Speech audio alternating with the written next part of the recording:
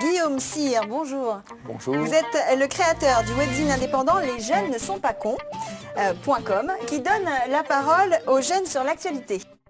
Je vous propose de regarder un petit explicatif en images. Ce webzine d'opinion ouvre le débat sur des sujets d'actualité. Les jeunes ne sont pas cons.com permet à chaque internaute de participer.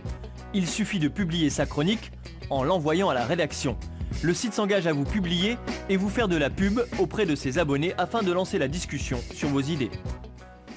Pourquoi vous voulez prouver au monde du net que les jeunes ne sont pas cons? Vous pensez qu'on les voit comme des cons, justement? Alors c'est multiséculaire, hein. Depuis la nuit des temps on dit que les jeunes sont des idiots et donc à chaque fois il y a de nombreuses générations qui ont prouvé qu'elles ne l'étaient pas. Je pense que la nôtre a des écueils à éviter mais qu'effectivement elle est loin d'être bête, parfois un peu perdue, mais en organisant bien le débat et la réflexion autour de sujets nourris, on peut, et le site le montre justement, montrer que les jeunes ne sont pas cons puisqu'on existe depuis 1 an, à la fin du mois on fête nos 1 an.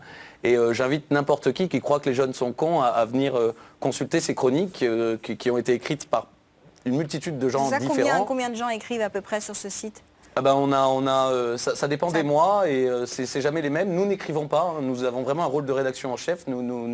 Justement, quand vous dites vous rassemblez ces chroniques, est-ce que quand même vous avez un rôle de modérateur? Parce qu'il y a parfois des sujets qui peuvent être limites ou...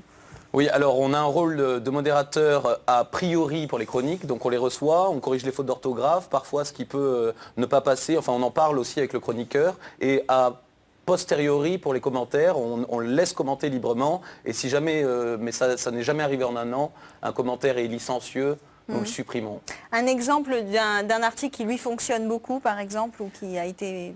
Alors, débattu. L'article Star, ça a été les stagiaires, un article qui a été posté cet été, donc il y a beaucoup de stagiaires pendant l'été et qui dénonçaient, qui voulaient dénoncer, et tout le monde n'était pas d'accord puisqu'on a eu 90 commentaires et des dizaines de milliers de visites, mais qui dénonçaient l'abus que des entreprises.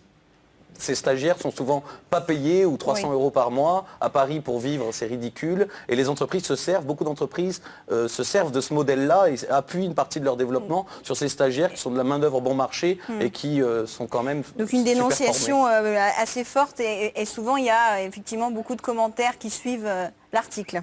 Voilà, ce qu'on demande, c'est un avis tranché, pas de sophisme, on pourrait dire que, mais en fait, et voilà, mais plutôt, voilà moi ce que je pense, comme ça, l'article plutôt que d'être une fin en soi et le début de quelque chose, un débat s'instaure et la somme des subjectivités donne une sorte d'objectivité qui est plus...